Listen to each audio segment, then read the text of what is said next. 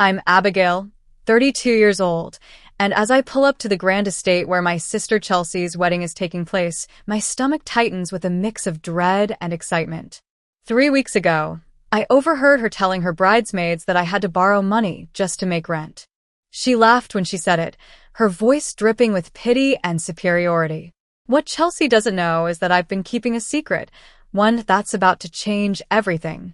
I adjust my outfit one last time before stepping out, ready to silence them all.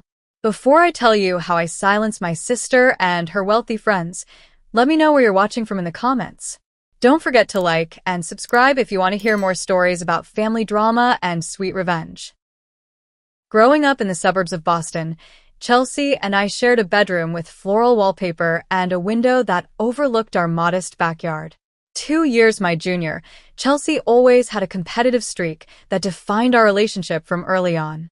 Where I was content building forts from blankets and reading books past my bedtime with a flashlight, Chelsea was organizing neighborhood talent shows where she could be the star. Our parents both worked hard to give us a comfortable middle-class life. Mom as a high school English teacher and Dad as an accountant at a local firm. We never lacked necessities, but luxuries were carefully budgeted. Chelsea seemed to resent these limitations from an early age. When I grow up, I'm going to have a huge house with a swimming pool and a closet just for shoes, she declared at age 10, flipping through a fashion magazine she'd convinced Mom to buy. I was more practical, more creative in my approach to life. While Chelsea begged for brand-name clothes and the latest gadgets, I was happy thrifting unique pieces and saving my allowance for art supplies and books. This fundamental difference shaped us into very different adults. After high school, Chelsea pursued business administration at an expensive private college, our parents stretching their finances thin to support her. I chose the state university with a scholarship to study graphic design and digital art. Chelsea viewed my choice as settling for less. She never said it directly, but her expressions when I announced my college plans said everything. State school? But don't you want the connections you'd make at a private college? She asked, twirling her hair around her finger. Daddy, can't you help Abby go somewhere better?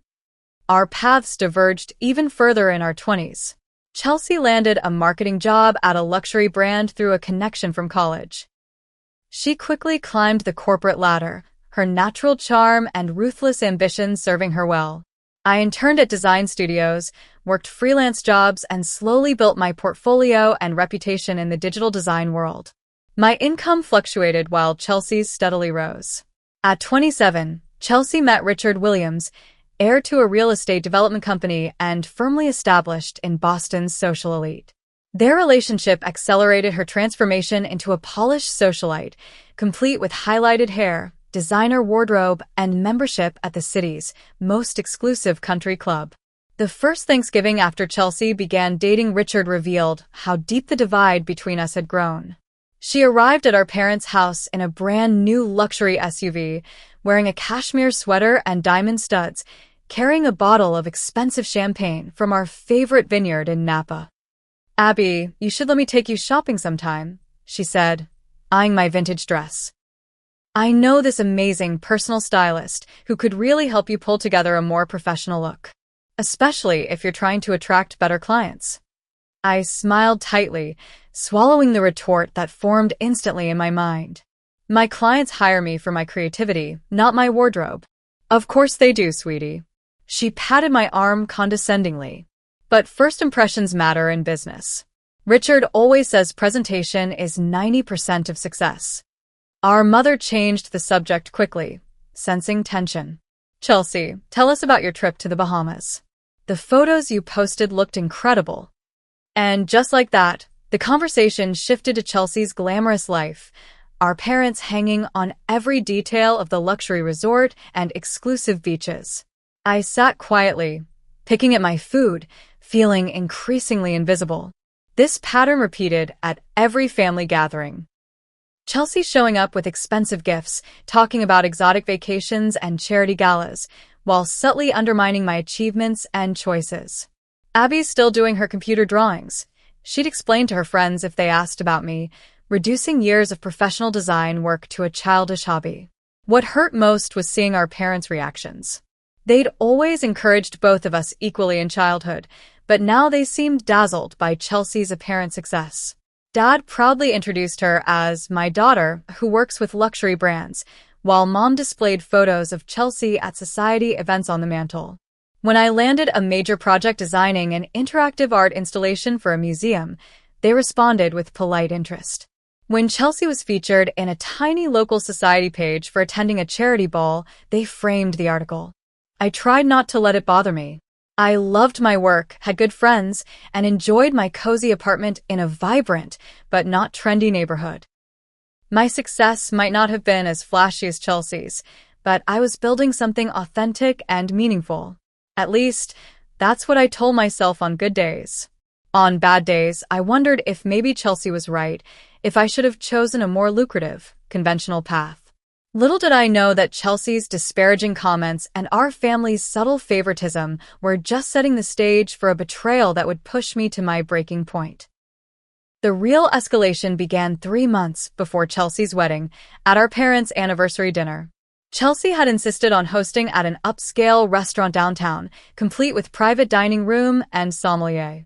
I arrived slightly late, having come directly from a client meeting, still dressed in my work clothes, a simple black dress, and flats. The private dining room buzzed with conversation when I entered. Chelsea had invited not just our parents, but also Richard's parents and several couples from their social circle. I immediately felt underdressed among the cocktail attire and flashy jewelry. "Abby, finally," Chelsea called out, waving from the head of the table. She looked flawless in a designer dress, her engagement ring catching the light as she moved her hand. "We were about to order without you." As I took the only remaining seat, beside an older woman I didn't know, Chelsea clinked her glass for attention. "Before we celebrate Mom and Dad's 30 years of marriage, Richard and I have an announcement." She gripped Richard's arm, her face alight with excitement. "We've set a date, June 12th at the Montgomery estate. Only 8 months to plan the wedding of the century." The table erupted in congratulations and questions about venues, dresses, and honeymoon destinations. I offered my sincere congratulations, even as I calculated the expense of being in my sister's wedding party, which I assumed was inevitable. As dinner progressed, I found myself seated near 3 of Chelsea's friends from her country club. They largely ignored me until one asked what I did for a living. "I'm a digital designer," I explained. "I create interactive art installations and user experiences for brands and cultural institutions." "How fascinating," said one woman, Heather, though her tone suggested otherwise. "Is that like making websites?" "Not exactly," I began, but Chelsea interrupted from across the table. "Abby makes those little animations you see on apps and stuff," she said dismissively. "Very creative, but not exactly stable. Right, sis?" Her friends laughed politely while I forced a smile. "Actually, I'm currently designing an interactive projection mapping installation for the reopening of the Contemporary Art Museum." "Sounds impressive," Richard's mother commented kindly. "It's a small project," Chelsea jumped in. "Abby's still building her portfolio." It wasn't a small project at all, but I didn't correct her. Later, while getting drinks at the bar, I overheard Chelsea talking to her friends. "I love my sister, but I wish she'd get a real job. She's 32 and still living like a college student in that tiny apartment. Mom and Dad worry about her all the time. At least she's artistic," one friend offered. "Not everyone can marry well." Chelsea laughed. "True. But can you imagine showing up to networking events in thrift store clothes?" I've tried to help her, but she's so stubborn. I slipped away before they noticed me, hurt burning in my chest. My apartment wasn't tiny. It was cozy and filled with art and books I loved. My clothes weren't from thrift stores. They were carefully selected for comfort and practicality. And my parents had never expressed worry about my career directly to me. The weeks following the dinner brought a flurry of wedding planning activities. As expected, Chelsea asked me to be a bridesmaid, along with 6 of her society friends. "I found the perfect bridesmaid dresses," she announced during our first brunch meeting. She pulled up a photo on her phone of a silk designer gown. "Only $800 each, which is a steal from Marquesa." The other bridesmaids cooed appreciatively while I nearly choked on my mimosa. $800 was my grocery budget for 2 months. Chelsea, that's a bit out of my price range right now, I said quietly. She frowned. It's my wedding, Abby. Can't you just make it work? Everyone else is fine with it. Everyone else had trust funds or executive husbands. I didn't say this aloud. I'll figure something out, I promised, mentally calculating which projects I could accelerate to cover the expense. But the dress was just the beginning. There was the bachelorette weekend in Miami, estimated cost, $2,000. The bridal shower I was expected to co-host, another $1,000. Wedding gifts, hair, makeup, shoes. The list seemed endless. I might have managed it all if disaster hadn't struck. My biggest client, a tech startup I'd been creating an immersive brand experience for, suddenly lost their funding and had to cancel our contract. The project represented 60% of my expected income for the quarter, and they could only pay me for the work completed so far, about a third of the total fee. Suddenly, I was facing not just wedding expenses, but basic living costs with a severely depleted bank account. I picked up small freelance jobs quickly, but payment terms meant I wouldn't see that money for at least 30 days. My rent was due in 10. After sleepless nights weighing my options, I swallowed my pride and called Chelsea. She answered on the fourth ring, sounding distracted. Hey, Chelsea, do you have a minute to talk about something important? I'm actually heading into a dress fitting. Can it wait? I closed my eyes, gathering courage. Not really. I'm in a tough spot financially. A major client canceled a project unexpectedly, and I'm short on rent this month. I was wondering if I could borrow $2,000 just until my other invoices get paid. I promise I'll pay you back before the wedding. Silence stretched over the line. You need money? Chelsea finally asked, her voice a mixture of surprise and something else I couldn't identify. Why don't you ask Mom and Dad? They're already contributing so much to your wedding. I didn't want to worry them. Another pause. I'll have to ask Richard. It's our joint account now. I understand. Thanks for considering it. 2 days later, Chelsea transferred the money to my account with a text that read, "Consider it an early birthday gift. Don't worry about paying it back." Relief washed over me, along with a complicated mixture of gratitude and discomfort at being financially indebted to my sister. Still, I sent her a heartfelt thank you message, promising to repay her despite her statement. I should have known Chelsea's generosity would come with hidden costs. A week later, I arrived early to help set up for the bridal shower at the country club. As I approached the private room, I heard Chelsea's distinctive laugh, followed by my name. Abby actually asked me for money last month to make rent, she was saying. $2,000. Can you imagine? 32 years old and can't pay her own bills. What did you do? Someone asked. I gave it to her, of course. She's my sister. But Richard was not happy. He said I need to stop enabling her poor life choices. Will she still be in the wedding? Those dresses aren't cheap. I told her she could borrow money for the dress too if needed. What else can I do? I can't have mismatched bridesmaids. I stood frozen outside the door, humiliation burning through me like acid.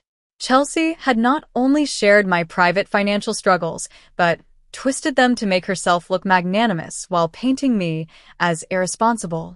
I pushed open the door, plastering a smile on my face, even as tears threatened.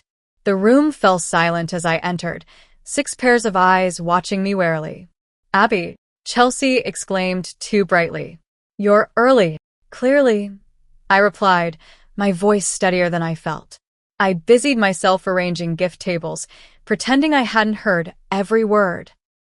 The shower proceeded with excruciating politeness, but I caught the pitying glances, the whispered comments behind manicured hands.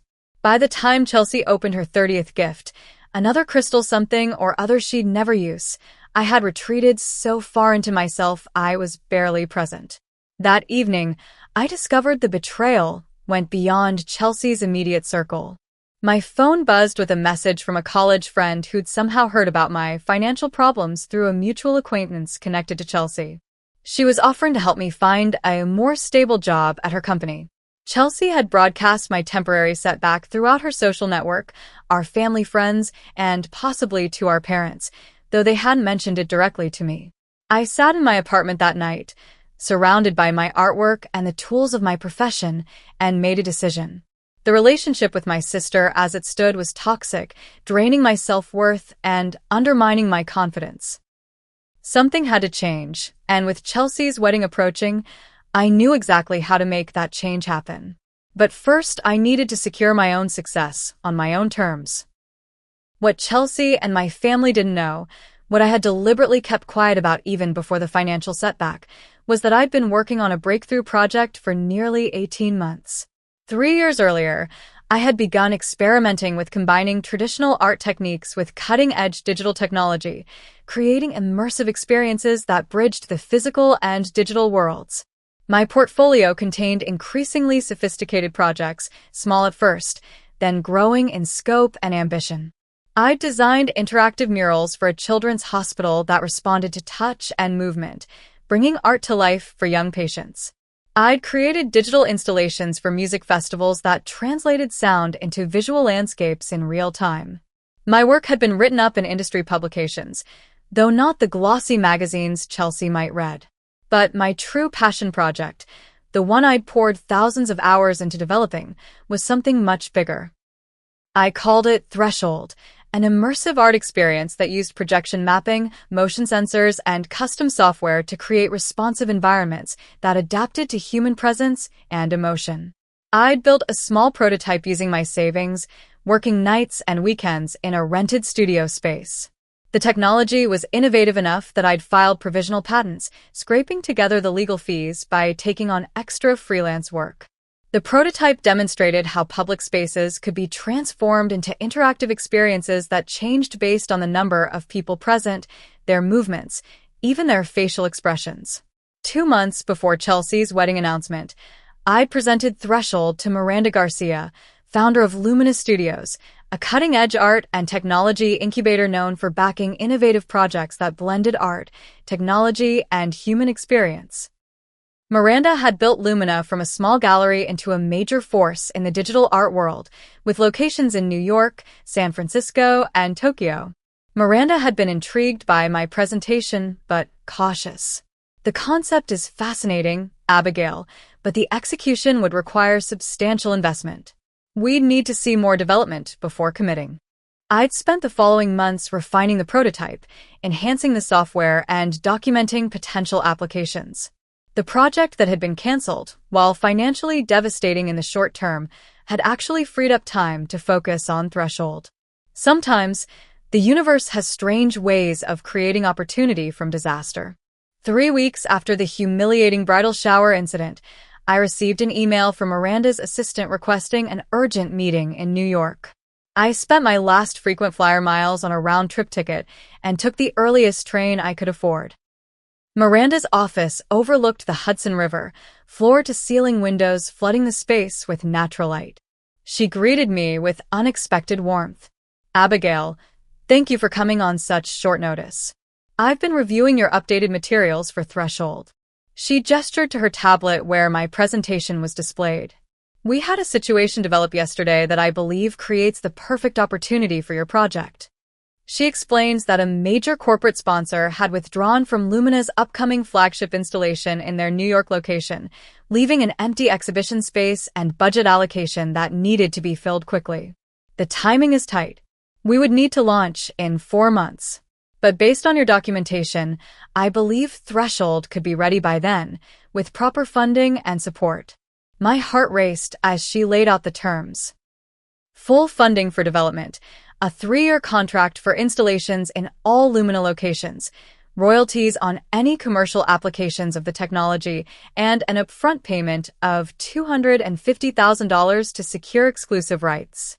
"We'll need you to relocate temporarily to oversee installation," Miranda continued. "All expenses covered, of course, plus a monthly stipend. Are these terms agreeable?" I managed to maintain my composure as we discussed details, asking thoughtful questions about timelines and resources, even as my mind spun with the implications. This wasn't just a project deal, it was career-defining, life-changing. The contract arrived by courier the next morning. I reviewed it carefully, had a lawyer friend look it over, and signed. Within 48 hours, the upfront payment hit my bank account, transforming my financial situation overnight.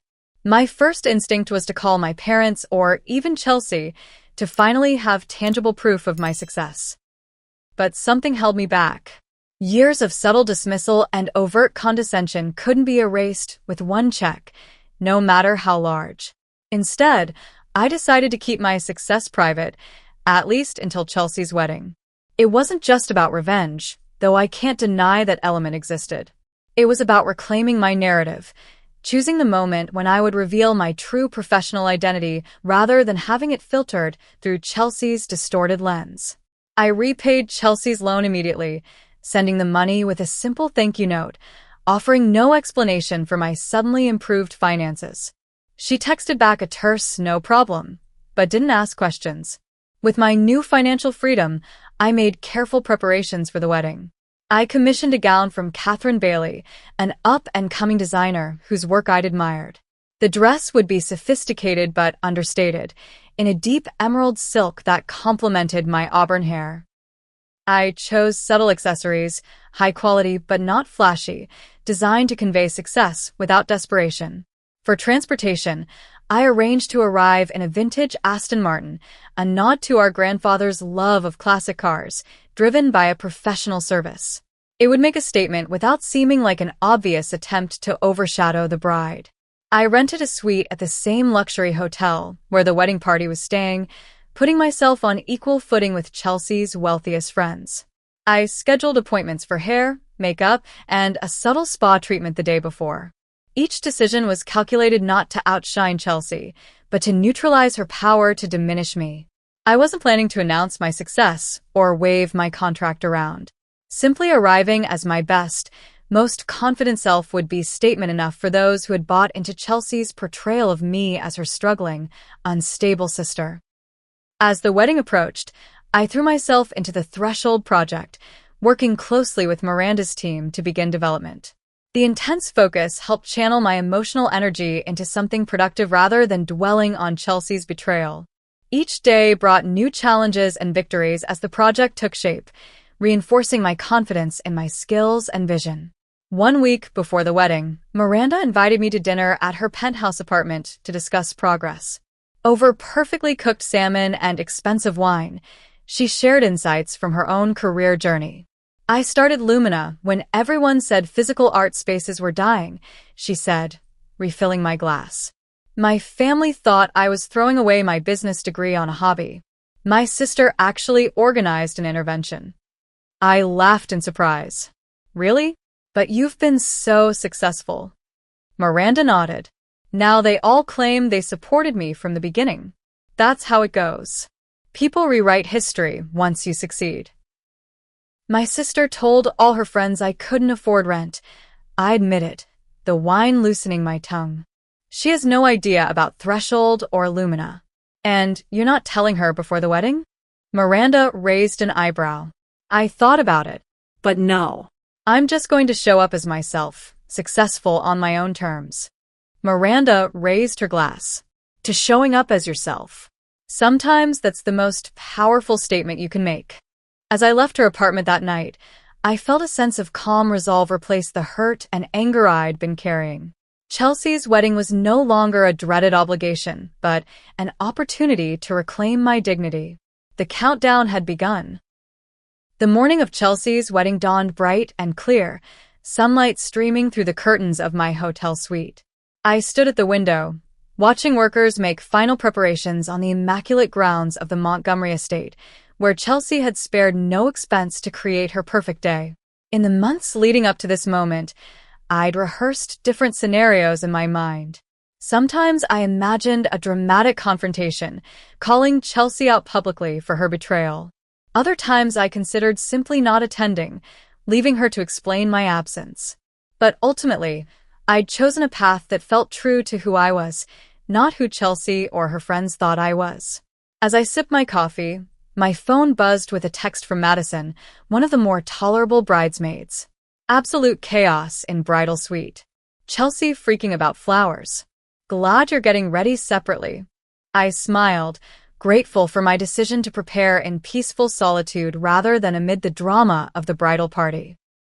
My appointment with the stylist wasn't for another hour, giving me time to center myself and remember Chelsea's most cutting comments for motivation. Abby makes those little animations you see on apps and stuff. Very creative, but not exactly stable. She's 32 and still living like a college student in that tiny apartment. Abby actually asked me for money last month to make rent. $2,000. Can you imagine? Each remembered slight strengthened my resolve.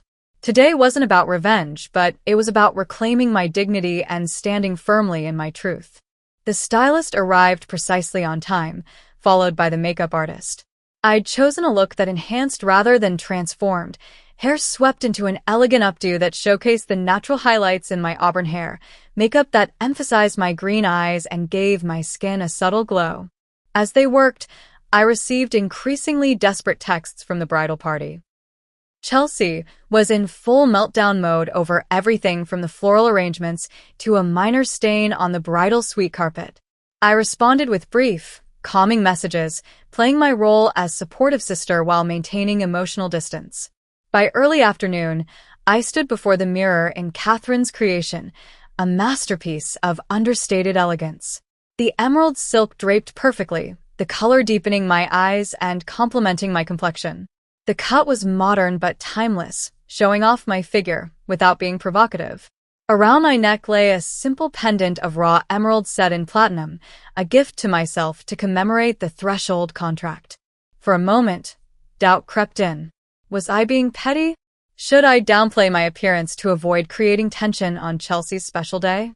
Then I remembered Chelsea's laughter as she told her friends about my financial struggles, the casual cruelty with which she'd undermined my career for years. No, I decided. Showing up as my best self wasn't petty. It was necessary. The Aston Martin arrived precisely on schedule.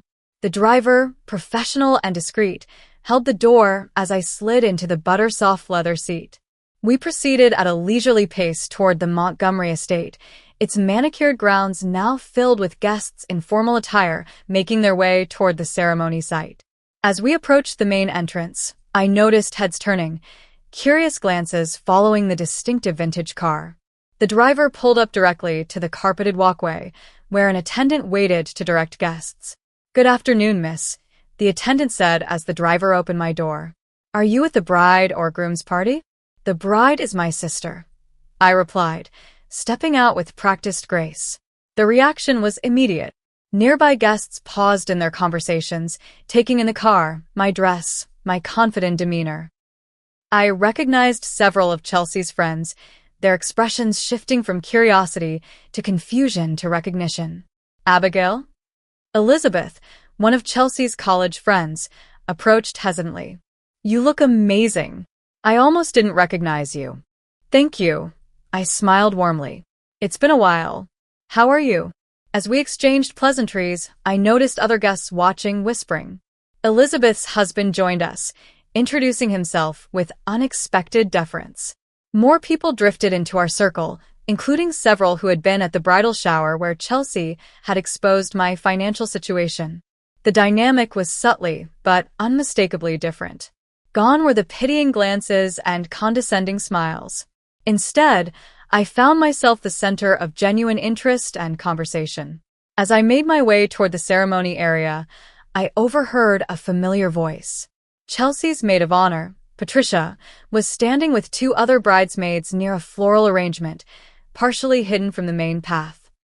"Wait until you see what she's wearing," Patricia stage whispered, her diamond earrings catching the light as she tossed her perfectly styled hair. "She asked Chelsea for money last month to make rent. Can you imagine showing up to your sister's wedding when you can't afford groceries?" "I heard she borrowed her dress," another bridesmaid added. "Chelsea had to help her pay for that too."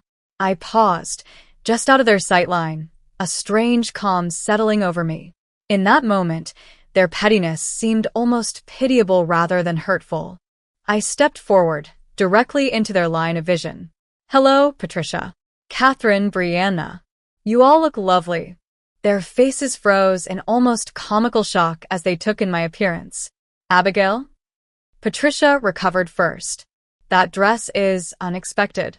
Thank you, I replied smoothly. Catherine Bailey designed it for me. She's remarkable, isn't she? I mentioned the designer deliberately, knowing Patricia would recognize the name of the industry's rising star, whose waiting list for custom pieces stretched months. You're wearing Catherine Bailey? Catherine, the bridesmaid, asked, her voice rising an octave. She's a dear friend, I said simply. Shall we head to our places? I believe guests are being seated. As I walked away, I heard their hurried whispers resume, no doubt recalibrating their understanding of my status in light of this new information. The ceremony area was a vision of extravagance, with thousands of white roses, crystal chandeliers somehow hung from tree branches, and a string quartet playing softly. Guests were being seated in gilt chairs by white-gloved attendants. I spotted my parents in the front row, Dad in a new tuxedo and Mom in a pale blue designer dress that I suspected Chelsea had selected. They hadn't seen me yet, engaged in conversation with Richard's parents. A wedding coordinator intercepted me before I could approach them. Miss Harris? The bridal party is gathering in the garden pavilion. If you'll follow me? The pavilion was a flurry of activity, bridesmaids adjusting each other's dresses and hair, the photographer capturing candid moments, and in the center, Chelsea, resplendent in a couture gown that probably cost more than most people's cars. She didn't notice me at first, focused on instructing the photographer about specific shots she wanted. When she finally turned and saw me, her expression cycled rapidly through surprise, confusion, and calculation. Abby, you look different. Her eyes narrowed slightly as she took in my appearance. You look beautiful, Chelsea, I said sincerely. The dress is perfect on you. Before she could respond, the wedding planner announced it was time to line up for the processional. Chelsea pulled me aside quickly, her manicured nails digging slightly into my arm. Where did you get that dress? And how did you arrive in an Aston Martin? Are you trying to make some kind of statement at my wedding? I met her gaze calmly. I'm just here to celebrate your special day, Chelsea. The car is from a service, and the dress is new. Nothing more to it than that. She seemed unsatisfied with my answer, but had no time to press further as the music changed, signaling the start of the ceremony. As I processed down the aisle behind the other bridesmaids, I felt the weight of curious stares. Standing at the altar throughout the ceremony, I maintained a serene expression, focusing on the actual purpose of the day, the joining of two people in marriage, whatever my personal feelings about the match might be. Chelsea was radiant as she exchanged vows with Richard, her happiness seemingly genuine. For a brief moment, I felt a pang of something like sadness for the closeness we might have had in another life, one where competition hadn't poisoned our relationship. The ceremony proceeded without incident, but throughout the formal photo session that followed, I noticed Chelsea watching me with barely concealed suspicion and confusion. Her perfect day was proceeding exactly as planned, yet something was off script, something she couldn't control, and it clearly unsettled her.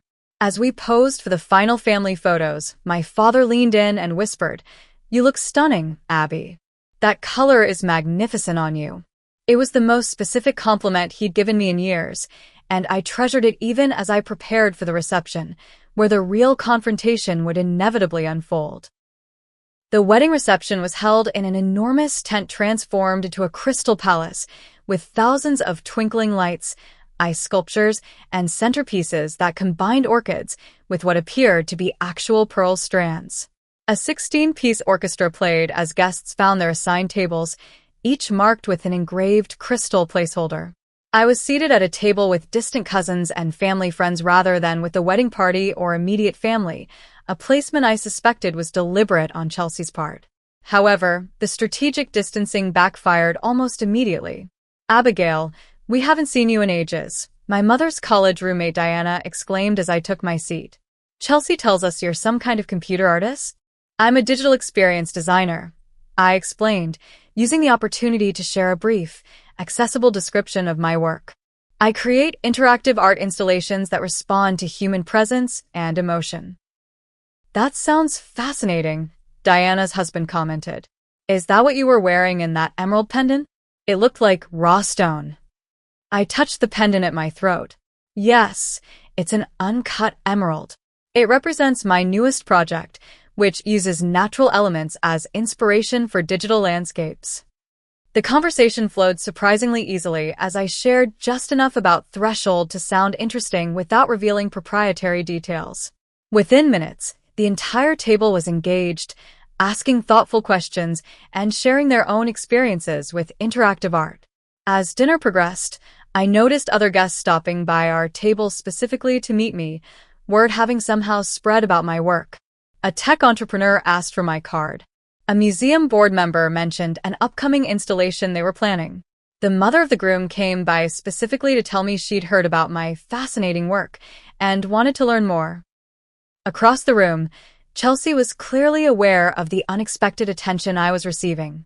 During the salad course, I caught her watching our table, her expression a mixture of confusion and annoyance.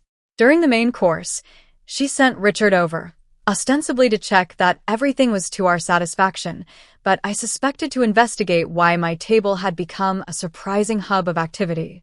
Your sister tells me you're in digital design? Richard said when the conversation provided an opening. That must be interesting work. It is, I confirmed. Actually, I just signed a major contract with Lumina Studios for a multi-year installation project. Richard's eyebrows rose. Lumina? Miranda Garcia's company? That's impressive. They're very selective about their collaborations. You know Miranda? I asked, genuinely surprised. We have mutual connections in the art investment world. Her last featured artist's work increased in value 400% in 18 months. He studied me with new interest.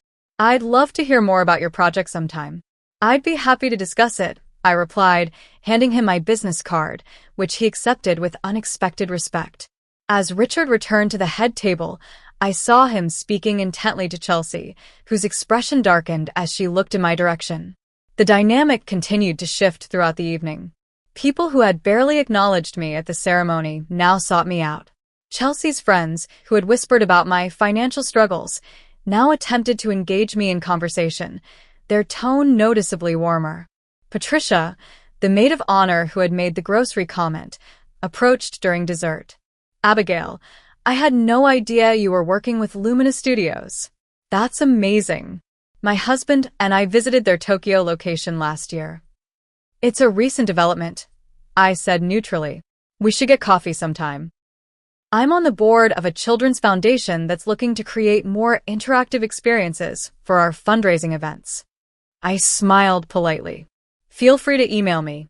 My schedule is quite full with the Lumina project, but I'm always happy to offer recommendations for other designers who might be available. Patricia's smile faltered slightly at my gentle rebuff, but she pressed on. Of course.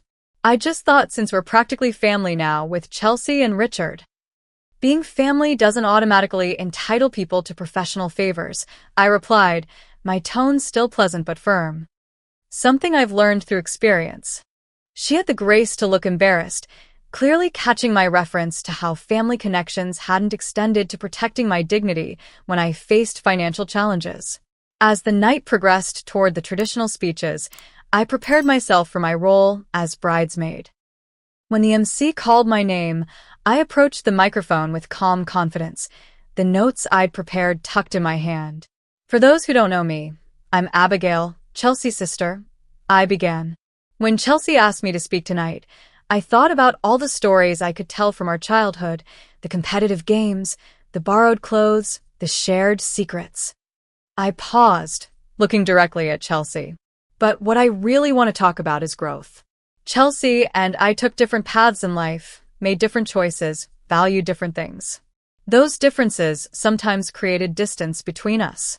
But what I've learned, what I hope we've both learned, is that success comes in many forms, and true happiness isn't found in possessions or appearances, but in being authentic to yourself and your values. I raise my glass. To Chelsea and Richard, may your marriage be built on mutual respect, honest communication, and the courage to see and accept each other completely, both in moments of struggle and in moments of triumph. The toast was met with warm applause, many guests nodding in appreciation of the sentiment. Chelsea's expression was unreadable, though Richard raised his glass directly to me in what seemed like genuine acknowledgement. As the reception transitioned to dancing, Chelsea finally approached me directly, pulling me into a quiet corner of the tent. "What is going on, Abby?" she demanded, her voice low but intense. "Everyone's talking about you and some big art project. Richard says Lumina Studios is a big deal. When did this happen? Why didn't you tell me?" "It happened recently," I said simply. "And I didn't tell you because you were busy with wedding planning. Besides, you've never shown much interest in my career before." "That's not fair," she protested. "I've always supported you." "Have you?" I asked quietly. "Was it supportive to tell all your friends I couldn't afford rent? Or groceries? To make me sound irresponsible and unstable when I had one temporary setback?" Chelsea had the grace to look away. "I shouldn't have shared that. But I was worried about you." "No, you weren't," I countered, keeping my voice calm. "You were enjoying feeling superior. You've been doing it for years, Chelsea.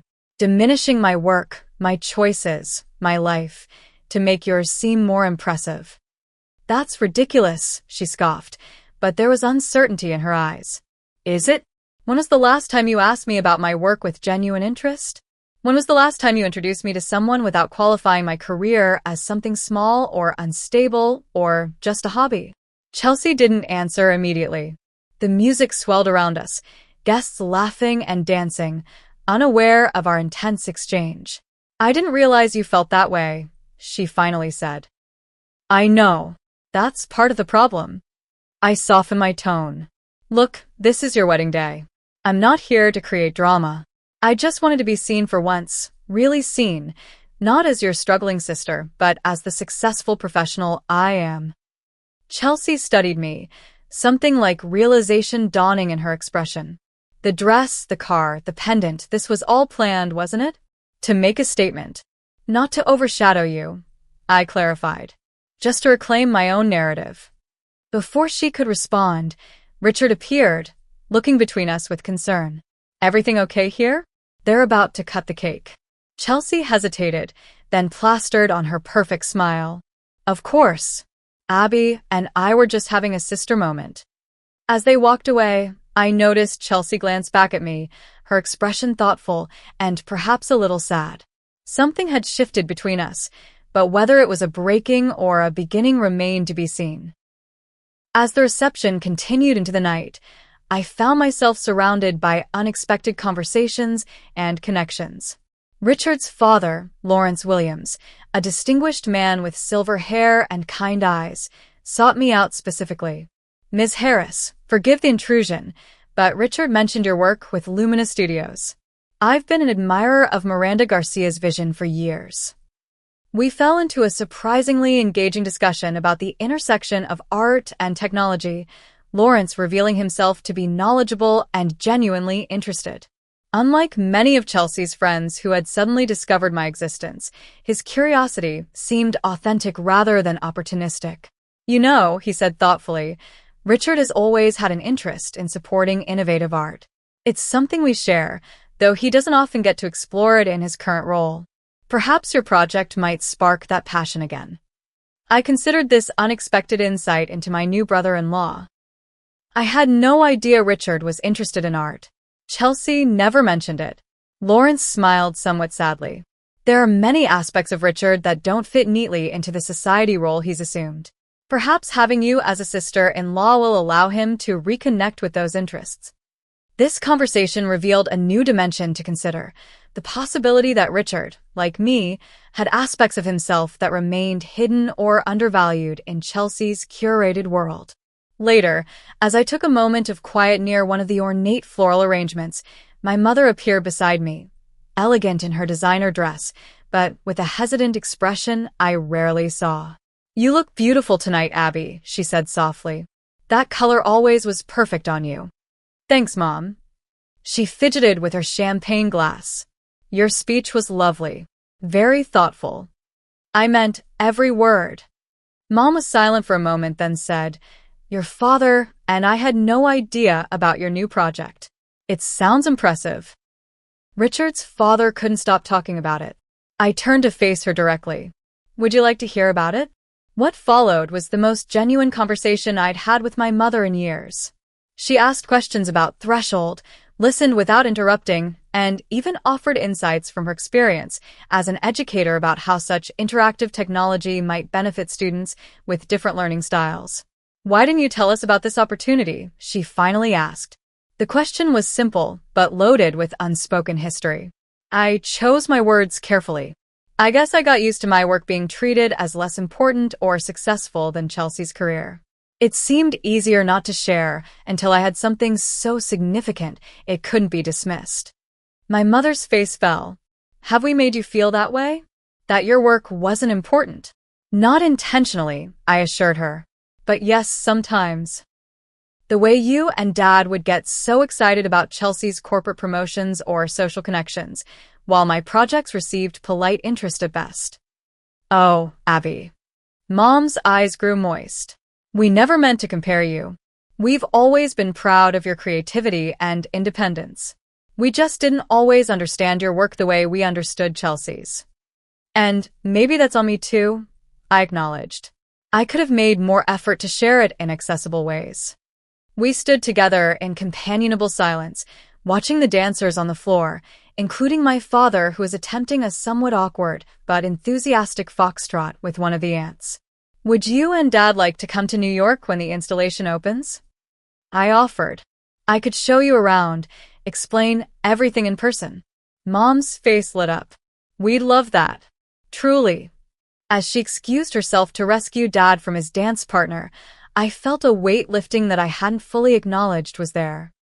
The desire for parental approval never quite disappears, no matter how independent we become. Throughout the evening, I also observed Chelsea more carefully, seeing nuances I'd previously missed or ignored. Despite the picture-perfect wedding and her apparent triumph as social hostess, there were moments when her smile slipped, revealing something like uncertainty beneath. During the father-daughter dance, I noticed her whispering urgently to Richard when she thought no one was watching, his reassuring nod seeming practiced and automatic rather than engaged. When her college friends gathered for photos, I caught a flash of calculation in her expression as she positioned herself among them, a conscious curation of image rather than natural joy. Most revealing was a moment I witnessed purely by accident. Stepping out for fresh air, I rounded a corner of the tent and saw Chelsea alone, checking her phone with fierce concentration, her face tight with what looked like anxiety. When she noticed me, she quickly tucked the device away and resumed her radiant bride persona, but not before I glimpsed what seemed like falling stock prices on the screen. These observations didn't erase the hurt of her betrayal, but they added complexity to my understanding of my sister. Perhaps her need to diminish me came from a place of insecurity rather than malice. Perhaps her perfect life wasn't as perfect as it appeared. As the reception neared its conclusion, I found myself in conversation with Gabriel, Richard's cousin and one of the groomsmen, a thoughtful architect whose genuine interest in design had made him one of the more pleasant members of the wedding party. "I've been thinking about what you said in your toast," he remarked as we watched the last dancers on the floor. "About success coming in many forms. That resonated with me. I'm glad. I was on track to be a corporate lawyer like my father," he confided. 3 years into a soul-crushing job at a top firm, I quit to pursue architecture. My family thought I was having a breakdown. I laughed in recognition. "Let me guess, they've since taken credit for your success?" "Naturally. Now my father tells everyone he always knew I had a creative calling."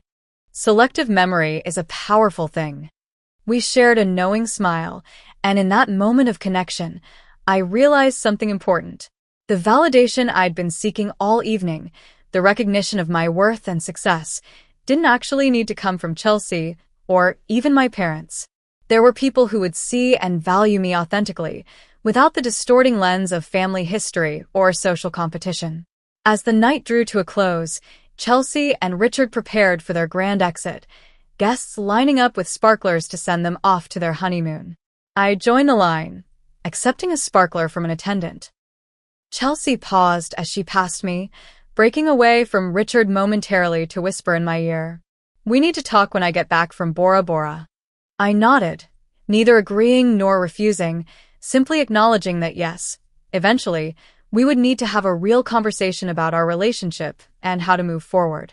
As I watched their car disappear down the estate's long driveway, sparklers illuminating the night around me, I felt a strange sense of liberation. I had come to the wedding expecting confrontation and perhaps vindication. I was leaving with something more valuable: perspective. My Aston Martin service arrived right on schedule. As I slipped into the back seat, I took one last look at the Montgomery estate, its windows still glowing with celebration. The evening had been transformative, but not in the way I'd anticipated. The silence I'd wanted to create wasn't about shocking Chelsea or her friends with my success. It was about silencing the critical voice inside myself that had for too long measured my worth through my sister's eyes. That voice was quiet now, replaced by something stronger and more authentic. Whatever came next with Chelsea, I would face it standing firmly in my own truth. The weeks following Chelsea's wedding brought a whirlwind of activity as I relocated temporarily to New York to oversee Threshold's installation at Lumina's flagship gallery. I threw myself into the work, collaborating with engineers, lighting designers, and programmers to bring my vision to life. 3 weeks after the wedding, the first media coverage of Threshold appeared in a prominent technology magazine, featuring an interview with Miranda and me about the project's innovative approach to responsive environments. The article included my photo and a brief bio emphasizing my background and previous work. 2 days later, my phone buzzed with a text from Chelsea. "Just saw the article in TechCurrent. Congrats. Call me when you have time." I let the message sit unanswered for several days, not out of spite, but because I genuinely needed space to process our relationship without her influence. When I finally did call, Chelsea answered on the first ring. "Abby, I was beginning to think you were ignoring me." "Just busy with the installation," I replied. "How is Bora Bora?" "Gorgeous, of course. Listen, I've been thinking about what happened at the wedding and things you said." I waited, giving her space to continue. "I didn't realize how I've been making you feel all these years. Richard actually pointed it out, said I talk about you like you're still a struggling college student, not a professional adult." It was surprising to hear Chelsea acknowledge this behavior, even more surprising that Richard had been the one to call it out. "It's been a pattern for a long time," I said simply. "I know that now, and I'm sorry, Abby. Truly. I think maybe I needed to feel like I was doing better than you to validate my own choices." The admission was more self-aware than I'd expected for my sister. We talked for nearly an hour, the conversation sometimes uncomfortable but more honest than we'd been with each other in years. Chelsea revealed pressures in her own life I hadn't fully appreciated: the constant stress of maintaining her social status, Richard's family's high expectations, and some concerning investments that weren't performing as expected. "Your life suddenly seemed so free in comparison," she admitted. "Following your passion, creating meaningful work, not answering to anyone." "It hasn't been easy," I reminded her. "There were plenty of sleepless nights wondering if I could pay my bills." "I know. And instead of supporting you through that, I used it to make myself feel superior. That was wrong of me." We ended the call with tentative plans to meet when she visited New York for a charity event the following month. It wasn't immediate reconciliation, but it was a start. As Threshold progressed toward its opening, my parents came to visit as promised. I gave them a private tour of the installation in progress, explaining the technology and concepts in ways they could understand and appreciate. "This is extraordinary, Abby," my father said, watching in wonder as the digital environment responded to his movements. "I had no idea this was what you meant by interactive design. This is art and science together." "We're so proud of you," my mother added, squeezing my hand. "We always have been, but I think we didn't always show it the right way." Over dinner that evening, we had a difficult but necessary conversation about the family dynamics that had hurt me. "We never meant to favor Chelsea," Dad insisted. "Her path was just more conventional, easier for us to understand and talk about. And maybe we worried more about you because your career seemed less secure," Mom added. That worry might have come across as lack of confidence in your choices. It did, I confirmed gently. I felt like I had to prove myself constantly, while Chelsea got automatic approval. They listened, really listened, perhaps for the first time hearing how their well-intentioned concern had translated to perceived favoritism. By the end of their visit, something had shifted in our relationship. They would never fully understand my world, but they were making a genuine effort to see and value it on its own terms. In the months that followed, Threshold opened to critical acclaim. The New York Times called it a breakthrough in experiential art, while technology publications praised its innovative use of responsive algorithms. Visitors lined up around the block, their social media posts creating organic buzz that extended far beyond the art world. Miranda was ecstatic. "We're expanding the installation to San Francisco 3 months ahead of schedule," she announced during our weekly meeting. "And Tokyo is already preparing their space. You've created something extraordinary, Abigail." My professional success brought unexpected personal developments as well. I received an invitation to join the board of a prestigious art and technology foundation. Former colleagues reached out to collaborate. I was asked to give a TED Talk about the intersection of art, technology, and human emotion. Through it all, I maintained perspective about what truly mattered. Success was gratifying, but it didn't define my worth any more than struggle had. The validation I'd once desperately sought from Chelsea and my family now seemed less crucial as I built a community of people who appreciated me for exactly who I was. Chelsea and I established a new pattern of communication, speaking every few weeks, our conversations increasingly honest, if sometimes still awkward. During her New York visit, she came to experience Threshold, bringing Richard, who showed genuine enthusiasm for the project. "This is remarkable work, Abigail," he said afterward, business card already in hand to share with art investor friends. "You've created something truly unique." Chelsea was quieter, taking in the experience with an expression I couldn't quite read. As Richard stepped away to take a call, she turned to me. "You know what I realized, watching people interact with your creation? You've always seen the world differently than I do. I used to think that was a weakness, but it's actually your greatest strength."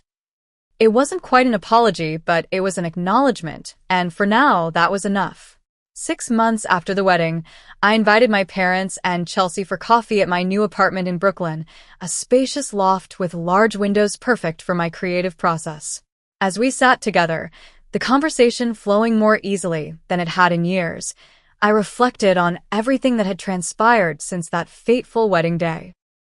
The journey hadn't been about proving Chelsea wrong or showing up in a fancy dress to silence gossip.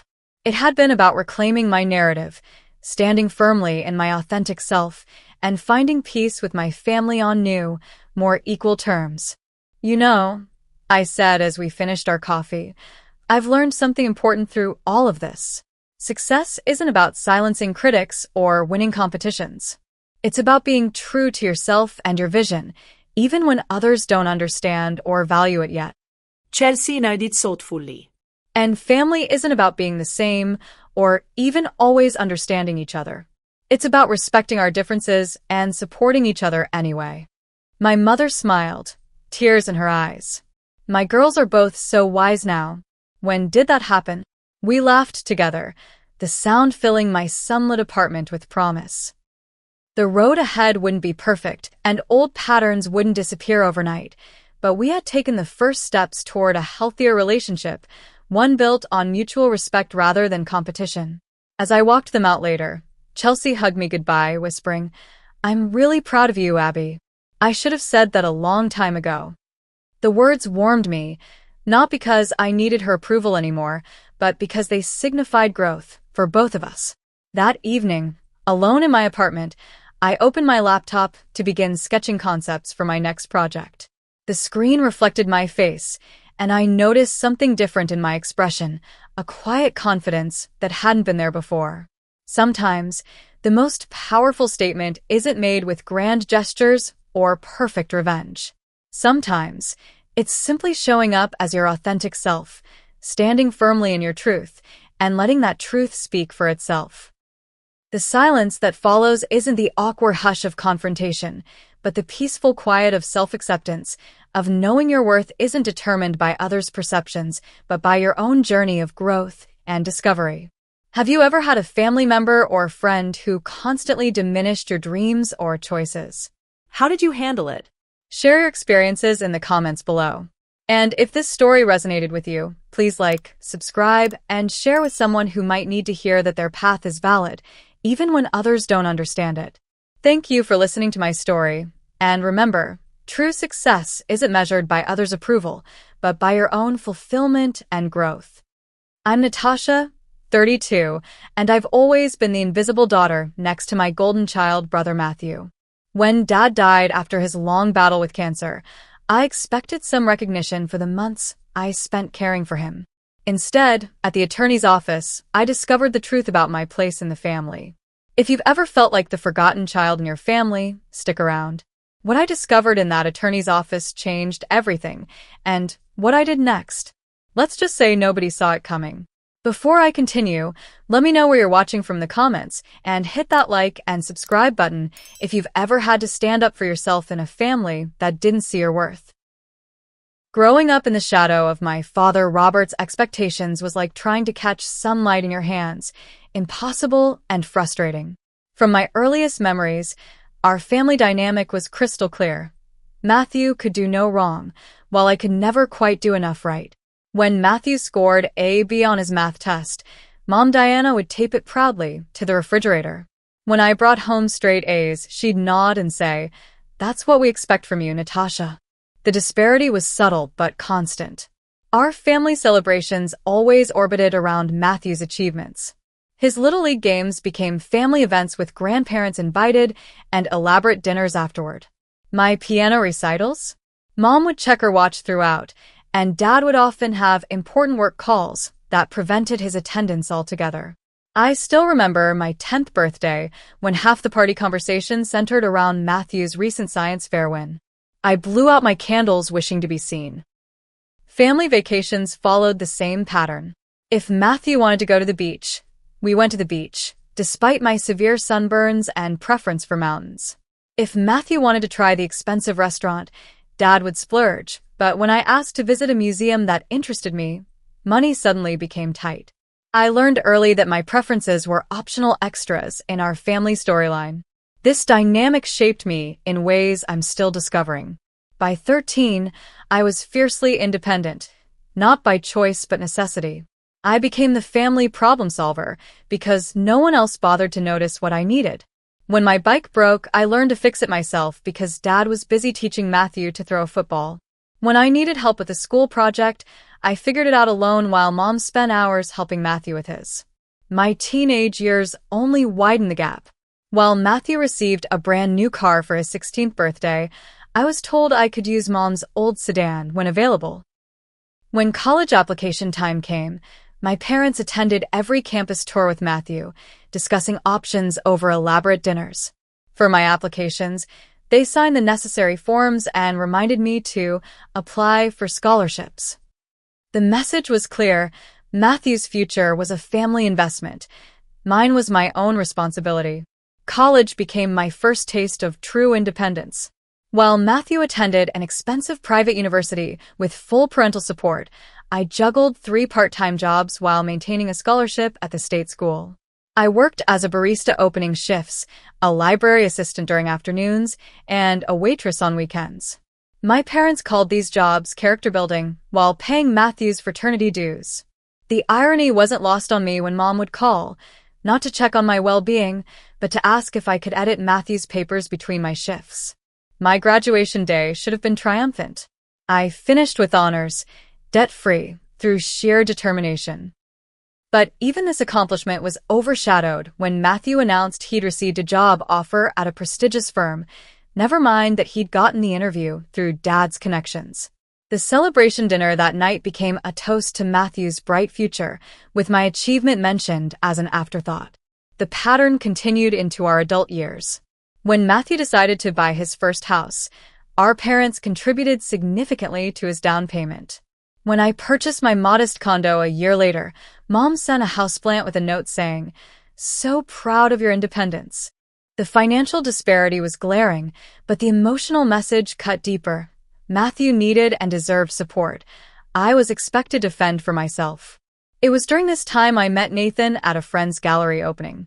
He noticed things about me that my family never had: my quiet determination, my dry humor, my thoughtful approach to problems. More importantly, he noticed the family dynamic immediately. After his first holiday dinner with my family, he sat stunned in the car afterward. "Do they always talk over you like that?" he asked. "And did your mom really just take the dessert you brought and present it as her own?" Having someone finally see what I'd experienced my entire life was both validating and heartbreaking. A particularly revealing family dinner occurred 3 years ago. I had just received a significant promotion at the marketing firm where I worked. I mentioned it briefly as we passed the potatoes, and my mother nodded before immediately turning to Matthew. "Tell everyone about your new project proposal," she urged, beaming. Matthew launched into a detailed explanation of his idea, one that hadn't even been approved yet, while everyone listened attentively. Later that same evening, when Nathan pointedly brought up my promotion again, my father looked genuinely surprised. "I didn't know you were up for a promotion," he said, though I'd mentioned my candidacy during our last 3 phone calls. As adults, our divergent paths became even more pronounced. I built a stable career through strategic moves and hard work. Meanwhile, Matthew bounced between jobs, always with a story about why the company wasn't the right fit or how his boss couldn't recognize talent. Despite his professional instability, our parents continued to praise his ambition and refusing to settle. When he needed financial help between positions, they readily provided it, calling their support investments in his future. Matthew's marriage to Victoria seemed to solidify his position as the family favorite. Victoria, with her polished appearance and social savvy, charmed my parents instantly. She knew exactly how to compliment Mom's cooking and laugh at Dad's jokes. More tellingly, she quickly learned to participate in the family dynamic, subtly dismissing my accomplishments while amplifying Matthew's. They became a united front against my inclusion in any meaningful family decisions. When Dad's health began deteriorating 2 years ago, the true nature of our family roles became impossible to ignore. I took unpaid leave from my job to help with his care, administering medications, coordinating with doctors, and providing the hands-on support he needed. Matthew, meanwhile, managed the finances remotely, calling in weekly from his home 3 states away. Mom would praise his critical help with the paperwork, while I sat beside Dad during chemotherapy sessions, held his hand through painful nights, and adjusted my entire life to be present. During those months of caregiving, I clung to the hope that my presence mattered, that this sacrifice would finally be seen. Dad occasionally had moments of lucidity and gratitude, weakly squeezing my hand and thanking me for being there. Those small acknowledgments sustained me through the exhaustion and heartache. I believed, perhaps naively, that this shared experience of his illness would finally balance the scales of family recognition. I couldn't have been more wrong. Lawrence Henderson's law office exuded the kind of prosperity that whispers rather than shouts. Mahogany furnishings gleamed under soft lighting, and the waiting room chairs were upholstered in buttersoft leather that probably cost more than my monthly rent. The atmosphere felt heavy with expectation, like the air before a thunderstorm. I sat rigidly upright, keenly aware of the invisible currents of tension flowing between the room's occupants. Mom had positioned herself in the center of the small sofa, her black dress immaculately pressed, her eyes red-rimmed but dry now. She clutched a monogrammed handkerchief that Dad had given her on their anniversary years ago. Matthew sat beside her, one arm protectively around her shoulders, the very picture of the dutiful son. His somber expression might have been convincing if I hadn't caught him checking stock prices on his phone minutes earlier. Victoria perched on Mom's other side, her designer morning outfit, somehow managing to be both appropriate and flattering. Her sleek bob didn't have a hair out of place, and the subtle smirk that occasionally tugged at her lips when she glanced my way made my stomach tighten. Nathan sat beside me, his warm hand covering mine, a silent anchor in the choppy seas of family politics. His presence reminded me that regardless of what happened in this room, I wasn't alone anymore. When Henderson's assistant ushered us into the main office, the seating arrangement naturally replicated itself. Mom, Matthew, and Victoria on one side, Nathan and I on the other. The physical division felt symbolic of the emotional reality I'd lived with for decades. Henderson himself was a study in professional neutrality, silver-haired and silver-tongued, with the practiced compassion of someone who delivers life-altering news on a regular basis. "Before we begin," he said, shuffling papers with manicured hands, "I want to express my sincere condolences for your loss. Robert was not only a client, but someone I considered a friend." He nodded particularly toward Mom, who dabbed at her eyes in response. I noticed he didn't look at me during the statement, and a cold prickle of foreboding crawled up my spine. The reading began with standard legal preamble, statements establishing Dad's sound mind, revocation of previous wills, appointment of executors. I listened with increasing confusion as Henderson methodically worked through paragraphs of legalese without mentioning any specific bequest to me. The confusion slowly crystallized into dread as he continued. "To my son, Matthew Robert Wilson, I leave the entirety of my financial assets, including but not limited to banking accounts, investment portfolios, retirement funds, and life insurance policies. Additionally, I leave him full ownership of Wilson Family Properties LLC, including the family home and vacation property in Lake Tahoe." The words hit me like physical blows. I felt the blood drain from my face as Henderson continued without pause. "It is my belief that Matthew will manage these assets responsibly for the benefit of the family. To my daughter, Natasha Lynn Wilson, I leave my grandfather's pocket watch, which she always admired as a child." A pocket watch.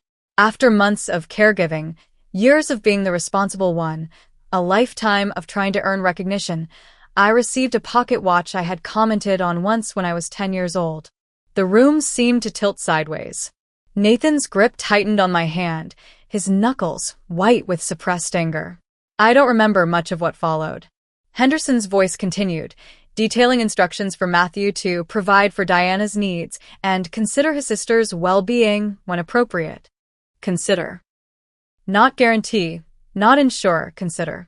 As if my financial security was an afterthought, a charitable notion my brother might entertain if he felt generous. I maintained my composure through sheer force of will. Years of having my emotions dismissed had taught me to keep them hidden. Externally, I nodded at appropriate moments, my face a careful mask of dignified acceptance. Internally, a hurricane raged, tearing through the last vestiges of familial loyalty I had preserved. Matthew performed his role perfectly. "I'm honored by Dad's trust," he said, his voice appropriately solemn. "I'll make sure the family is taken care of." The sincerity in his tone might have fooled someone who hadn't watched him practice facial expressions in the mirror growing up. Mom patted his hand gratefully, still not meeting my eyes. Victoria didn't even attempt to hide her satisfaction. Her perfectly lined lips curved upward as she rubbed Matthew's shoulder supportively. "Your father knew you'd handle everything perfectly," she cooed, the triumphant glance she shot my way unmistakable. As Henderson concluded the formal reading, he hesitated for the first time. "There are, of course, various accounts and arrangements that remain active," he said, shuffling through a separate folder. "Natasha, you're still listed as a co-signer on several accounts that were established years ago. We'll need to update those authorizations in the coming weeks." This seemingly administrative comment cut through my emotional fog. Co-signer. On several accounts.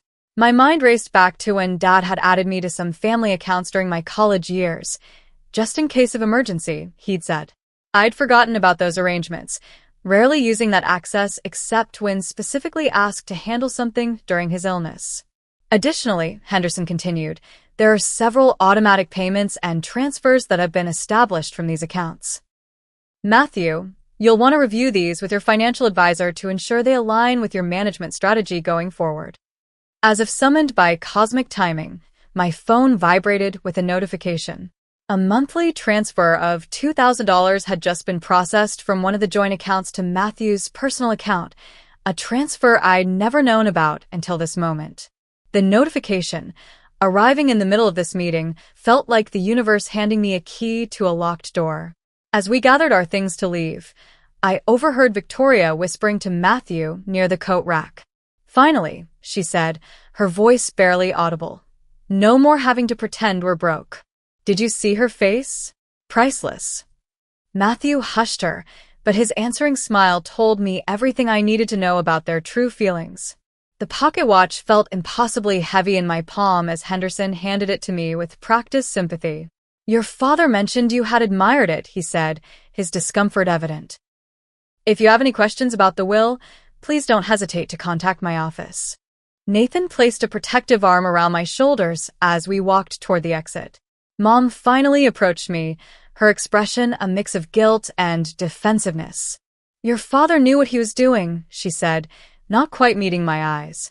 "Matthew will make sure you're taken care of." I looked at her, really looked at her, and saw not the mother I desperately sought approval from all these years, but a woman who had made her choice long ago.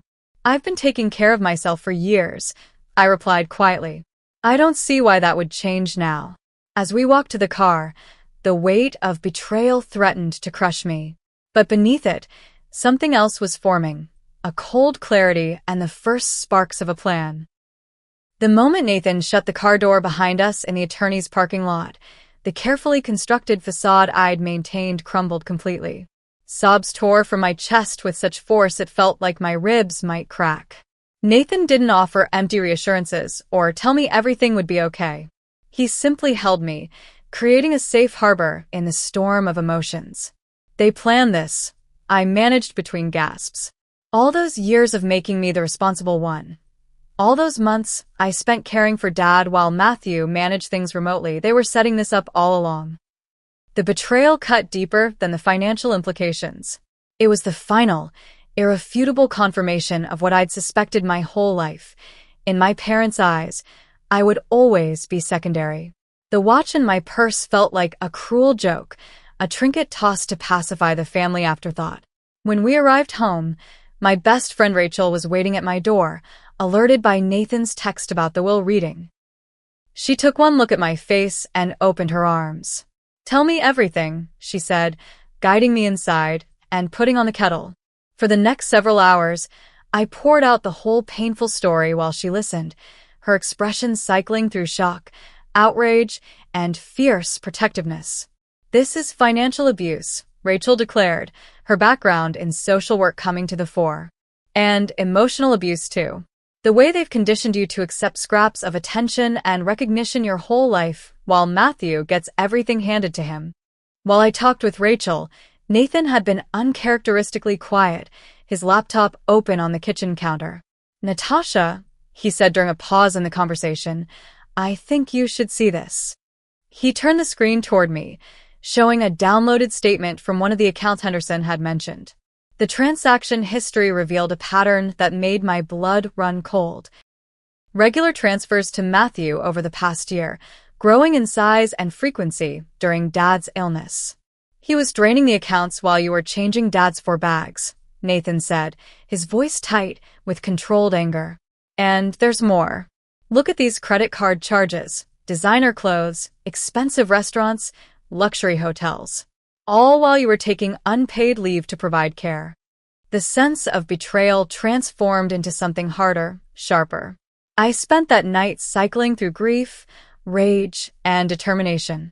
By morning, I had resolved to investigate exactly what had been happening behind my back. For the first time, I was grateful for my detail-oriented nature and the fact that I'd saved every email and text message exchanged during Dad's illness. The next week became an archaeological dig into family financial history. I discovered emails where Matthew had told our parents I didn't want to be involved in financial discussions. A blatant lie contradicted by my own requests for transparency. I found evidence of Matthew's gambling problem in the form of large withdrawals from family accounts followed by deposits to online betting sites. Tax issues with a family business Matthew had supposedly been managing revealed themselves in a series of urgent notices filed away without resolution. Most shocking was the discovery that Matthew had taken out a second mortgage on our parents' house 6 months before Dad's death, a transaction that required Dad's signature but which, given his condition at the time, raised serious questions about whether he had truly understood what he was signing. They didn't just leave me nothing, I told Nathan one night as we reviewed the mounting evidence. They let Matthew systematically dismantle the family finances while I was distracted by Dad's care. And now he has legal control to finish the job. Rachel suggested I see her therapist, Dr. Jenkins, who specialized in family trauma. In those sessions, I began to recognize patterns I'd normalized my entire life. You've been conditioned to view your needs as secondary, Dr. Jenkins explained. Your brother learned to expect his needs would always be primary. These are deeply ingrained family roles that won't change without direct confrontation. Through therapy, journaling, and long conversations with Nathan and Rachel, my perspective gradually shifted. I moved from feeling like a victim of circumstance to recognizing I had options, power, and agency in this situation. The realization was simultaneously terrifying and liberating.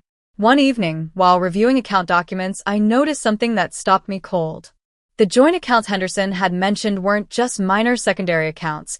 They were the primary family accounts that now contained the bulk of the inheritance. My status as co-signer hadn't been updated or removed. Legally, I still had full access and authorization. I need to understand exactly what this means, I told Nathan, already reaching for my phone. The next day, I met with Jessica, a financial advisor recommended by Rachel. Her office was nothing like Henderson's, practical, welcoming, with certificates from women's business associations on the walls. As a co-signer with equal authorization, you have the same legal rights to manage these accounts as your brother, Jessica explained after reviewing the documentation. Your father may have left everything to Matthew in his will, but he didn't complete the process of removing you from these accounts. Legally speaking, you have the right to protect these assets from mismanagement. A plan began to form in my mind, not out of vengeance, but out of a desire for justice and the protection of what remained of my parents' legacy. If Matthew had been bleeding the accounts dry during Dad's illness, how much worse would it be now that he had explicit permission? To confirm my legal standing, I consulted with Marcus Williams, an attorney specializing in estate disputes. Unlike Henderson, Marcus listened without judgment as I explained the situation and presented the evidence I'd gathered. Your case is unusual but not unprecedented, he said, reviewing the account documents. Your father's will express his wishes, but the existing account structures give you legal standing to act. Given the evidence of financial mismanagement, you could potentially contest the will entirely, but that would be a lengthy and expensive process with no guaranteed outcome. I don't want to fight over the inheritance, I clarified. I just want to stop the bleeding before there's nothing left for anyone, including my mother, who doesn't seem to realize what's happening. Marcus nodded thoughtfully. Then you may have a more immediate option. As a legal co-signer on these accounts, you have the authority to monitor and, if necessary, halt transactions that appear suspicious or damaging. That night, I created a detailed inventory of all accounts I still had legitimate access to, noting recent transaction patterns and scheduled automatic payments. The picture that emerged was disturbing: steady drains from primary accounts into Matthew and Victoria's personal spending, with minimal funds directed toward actual family expenses or Mom's needs.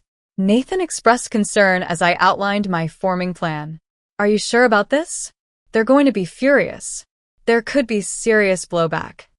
I showed him the latest discovery: credit card statements showing Victoria had spent nearly $12,000 on luxury items in the month since Dad's death, all from family accounts. I'm sure about this, I said. Someone has to stop them before there's nothing left. The final confirmation came unexpectedly. Mom called one afternoon, sounding distracted. Natasha, do you remember where Dad kept the property tax information? Matthew says he can't find it and the payment is due next week. It's in the filing cabinet, third drawer under property. I replied automatically. Has Matthew been helping with the household expenses? I asked carefully. Mom's hesitation spoke volumes. Well, he's been very busy settling everything. I'm sure he'll get to it once things calm down. Victoria says they're reviewing all the finances carefully. After we hung up, I made my decision. This wasn't just about me anymore. It was about protecting what remained of my parents' assets, including ensuring Mom's financial security. With renewed determination, I opened my laptop and began executing my plan. With clarity of purpose guiding me, I developed a strategic approach to address the financial situation. Jessica, my financial advisor, helped me create a comprehensive spreadsheet tracking every automatic payment and transfer scheduled from the accounts I co-signed. The patterns revealed were disturbing, substantial sums flowing to Matthew and Victoria's personal accounts under vague labels like family management and property expenses. These transfers have increased 340% in the last year, Jessica noted, highlighting a particularly concerning trend. And there's minimal documentation justifying these expenses. As a co-signer with fiduciary responsibility, you have not just the right but potentially the obligation to question these transactions. Marcus, my attorney, reviewed the legal aspects of my planned intervention. Document everything, he emphasized. Every action you take, every communication you have about these accounts. Maintain a clear record showing your intent is protective rather than retaliatory. I spent a weekend creating a detailed timeline correlating Matthew's financial activities with Dad's declining health. Large withdrawals occurring days after major medical setbacks, new credit accounts opened as Dad became less lucid. The pattern suggested opportunistic exploitation rather than responsible management. Nathan remained supportive but cautious. I understand why you need to do this, he said one evening as we reviewed the final plan. But these are the people who raised you. Are you prepared for what this might do to your relationship with them? I considered his question carefully. The relationship I thought we had was an illusion, I finally replied. They showed me who they really are at that attorney's office. Now I'm showing them who I really am, someone who won't be taken advantage of anymore. Rachel helped me role-play potential confrontations, preparing me for the emotional manipulation likely to follow my actions. They'll try to make you feel guilty, unreasonable, ungrateful, she warned. Remember what Dr. Jenkins said about holding your boundaries. After 2 weeks of meticulous preparation, I was ready. On a Tuesday morning when I knew Matthew would be in meetings and Mom would be at her weekly bridge game, I sat at my kitchen table with my laptop, phone, and a folder of documentation. Nathan sat beside me, a silent supporter as I logged into the first account. The interface was familiar. I'd helped Dad manage these accounts during his illness, though I now realized Matthew had been working behind the scenes the entire time. With steady hands, I navigated to the automatic transfers section and began methodically canceling each recurring payment to Matthew and Victoria's personal accounts. For each cancellation, I documented the date, time, amount, and recipient in my spreadsheet. I didn't touch legitimate household expenses or medical bills, only the excessive personal transfers that had no clear family purpose. With each completed action, I felt a mixture of anxiety and empowerment. Transfer cancellation confirmed flashed on the screen again and again. By midday, I had systematically halted over $14,000 in monthly transfers to accounts controlled exclusively by Matthew and Victoria. I left intact all payments for the mortgage, utilities, property taxes, and Mom's personal expenses. Are you okay?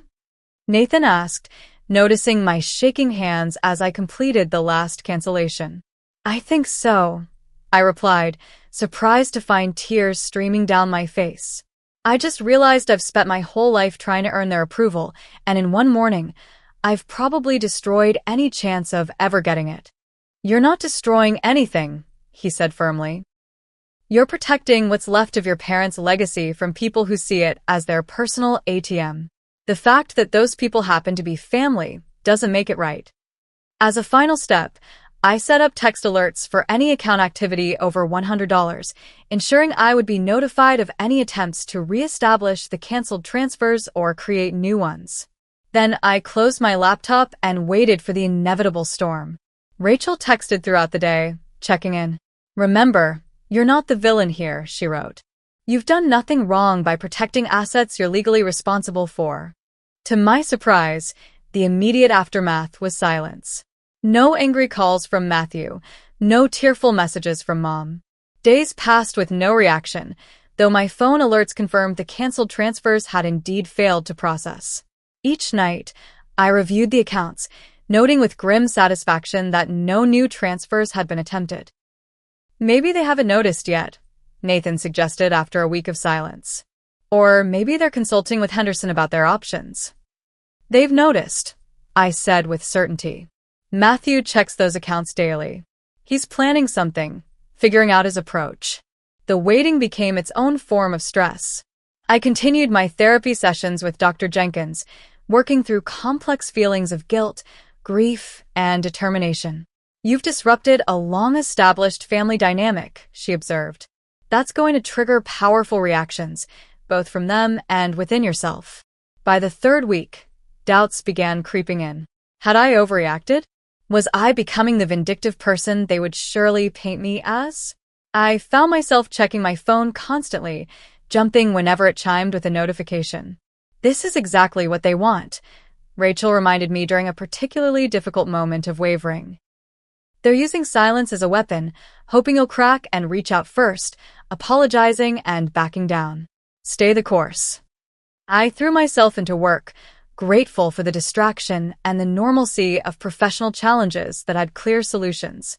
Nathan and I began tentatively discussing our future, perhaps purchasing a home together, something that had seemed financially impossible before but now felt within reach if I maintained financial independence. And then, exactly 1 month after I had canceled the transfers, it happened. My phone lit up with a text from Mom. Mortgage payment due. Bank says insufficient funds. Need $3,000 immediately. Call me. The moment of truth had arrived. With steady hands and a resolute heart, I typed my response. Interesting how you need my help now when I was worth nothing in Dad's will. Perhaps Matthew should manage this, since he received everything. The dam broke. Within minutes, my phone exploded with notifications. Matthew called 4 times in succession, leaving increasingly angry voicemails.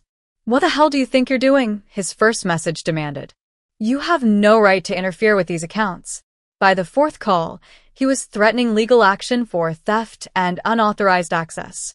Mom's texts oscillated between guilt-inducing pleas, "How could you do this to me after everything?" and angry accusations. Your father would be so disappointed in you. Victoria joined the barrage with a particularly venomous message. You pathetic, jealous bitch. We'll sue you for every penny you have. I forwarded each communication to Marcus without responding. His advice was clear. Don't engage individually. Suggest a family meeting where everyone can discuss the situation together, preferably at your mother's home where you'll be on equal footing. With newfound confidence, I sent a single group text. I'm available to discuss the financial situation tomorrow at 2 p.m. at Mom's house. I'll bring documentation of all account activity over the past year. Nathan will accompany me. See you then. The stage was set for confrontation. That night, I reviewed my evidence folder one final time, adding printouts of the threatening messages I'd received. As I placed Dad's pocket watch on top of the stack, my sole inheritance and now a symbol of my resolve, I felt strangely calm. For the first time in my life, I was entering a family encounter not seeking approval, but demanding respect. The tension in Mom's living room was thick enough to cut with a knife. I sat on the edge of the sofa, Nathan beside me, my evidence folder neatly placed on the coffee table between us. Across from me, Matthew paced like a caged animal, his normally perfect appearance disheveled. Victoria perched on the armchair, her cold eyes never leaving my face. Mom sat in Dad's old recliner, looking smaller and older than I remembered, her hands twisting a tissue into shreds. Let's get right to the point, Matthew began, his voice tight with barely controlled rage. You had absolutely no right to interfere with those accounts. The will was clear. Dad left everything to me to manage. Actually, I replied calmly, I had every legal right. I'm still a co-signer on those accounts with equal authorization. Henderson mentioned that during the will reading, if you recall. That was an oversight, Matthew snapped. Obviously, Dad intended for me to have full control. You've always been jealous of my relationship with Dad. This is just your petty revenge. Mom wiped her eyes dramatically. Natasha, how could you do this to us? We're still grieving your father, and now we can't even pay the mortgage. Is that what you wanted? To see us lose our home? The old Natasha would have crumbled under this emotional manipulation. The new Natasha opened her folder and pulled out the first document. This is a transaction history showing $28,000 in transfers from the family accounts to your personal accounts in the months since Dad died, I said, sliding the paper across the coffee table. The mortgage is $2,200 per month. Would you care to explain where the other $25,800 went while Mom's mortgage payment bounced? Victoria leapt to Matthew's defense. That money was for managing family affairs. Matthew has been working tirelessly to sort out your father's estate. He deserves compensation. Compensation like this? I slid another document forward. A credit card statement showing charges at luxury retailers, high-end restaurants, and a weekend spa retreat, all dated after Dad's funeral. Is this how you manage family affairs, Victoria? With $800 shoes and $1,200 handbags. Matthew's face flushed red. You had no right to access those statements. That's invasion of privacy.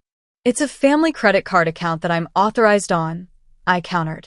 Every charge on this statement came from the family accounts, not your personal money. Money that was supposed to support Mom and maintain the family properties. Mom looked confused, glancing between us.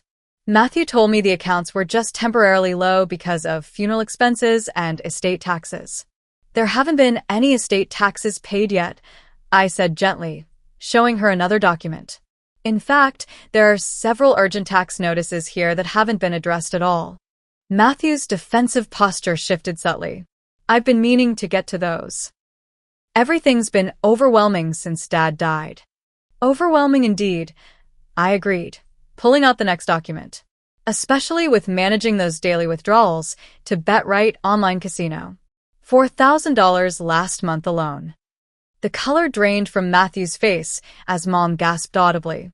Victoria's expression hardened as she shot a furious glance at her husband. You promised you'd stopped, she hissed at him before turning to me. That's a private matter that has nothing to do with the family finances. It has everything to do with the family finances when family money is funding the gambling, I replied. And it wasn't just last month. I have statements going back a year showing the pattern. The amounts increased significantly during Dad's illness. Mom looked stricken. Matthew, is this true? You've been gambling with the family money? Matthew's demeanor changed instantly, his anger collapsing into a practiced look of remorse I recognized from childhood. The expression he'd used when caught misbehaving but trying to minimize consequences.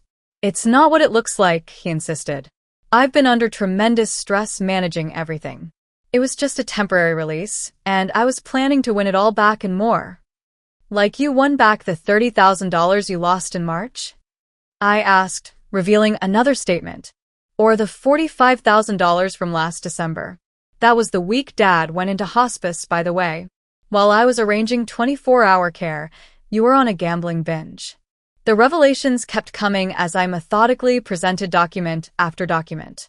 The second mortgage Matthew had taken out on the family home without informing Mom.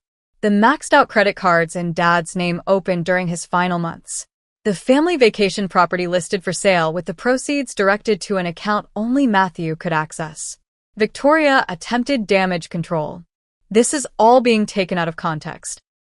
We've been consolidating accounts for efficiency, planning investments for Diana's future. Tell them, Matthew.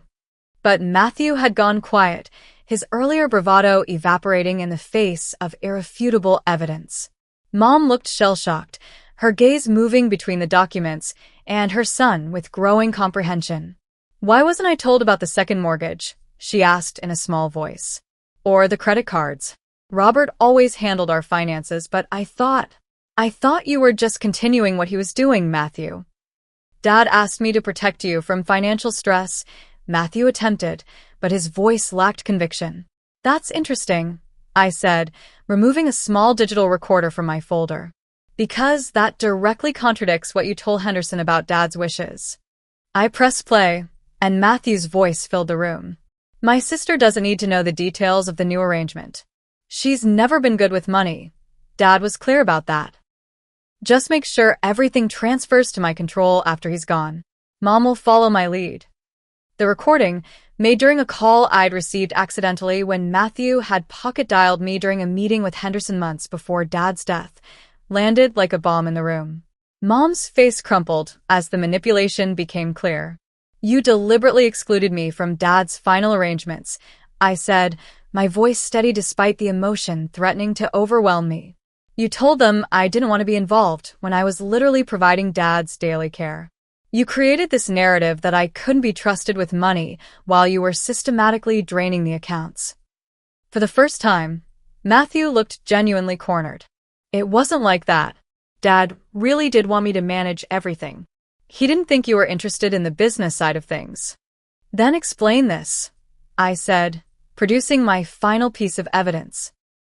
Emails between Matthew and Henderson discussing how to structure the will to give Matthew control while maintaining Natasha's caregiving role without financial compensation. A heavy silence fell over the room. Victoria stared at the floor, her earlier confidence shattered. Matthew sat motionless, no longer attempting justifications. Mom looked at her son as if seeing him clearly for the first time. All those years, she whispered, I thought Natasha chose to be independent, that she didn't need our help the way you did. That's what you kept telling us, that she was doing fine on her own, that she preferred it that way. He lied to you, Nathan said quietly, breaking his supportive silence. He's been lying to all of you for years. Mom turned to me, tears streaming down her face. And I believed him. I always believed him. In that moment, the family mythology crumbled completely. The golden son revealed as a manipulator.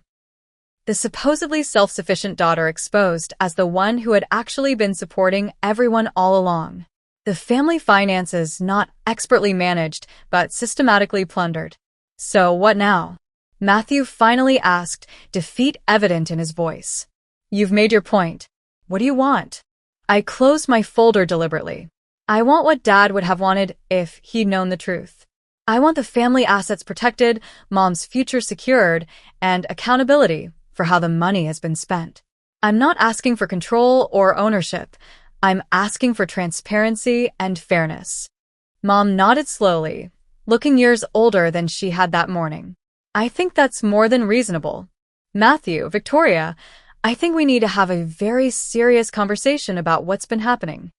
As the reality of their situation sank in, I felt no triumph, only a sad resolution. The family I had desperately wanted to be valued by had never really existed. But perhaps from these painful truths, something more honest could eventually emerge. The days following the confrontation were tense but productive. With the facts laid bare, we moved into a phase of damage assessment and negotiation. Marcus, my attorney, suggested bringing in a neutral third-party mediator to facilitate discussions and ensure all voices were heard. I agreed immediately, wanting the process to be fair despite the profound betrayal I'd experienced. Our first formal meeting took place in a conference room at Marcus's office building. The mediator, Eleanor Walsh, was a semi-retired judge with a reputation for fairness and an uncanny ability to cut through emotional entanglements to focus on practical solutions. Her no-nonsense approach set the tone from the beginning. We're here to establish facts, identify available resources, and create a plan for moving forward that protects the interests of all family members, she stated, looking directly at each of us in turn. This is not about assigning blame or revisiting past grievances. It's about finding a path forward. Matthew arrived with a different attorney than Henderson, a younger, less polished lawyer named Grant who specialized in financial settlements rather than estate law.